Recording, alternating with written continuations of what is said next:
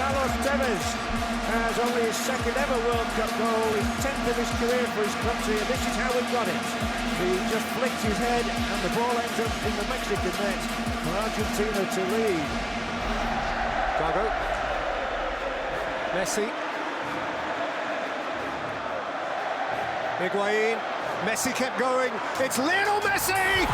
He scored!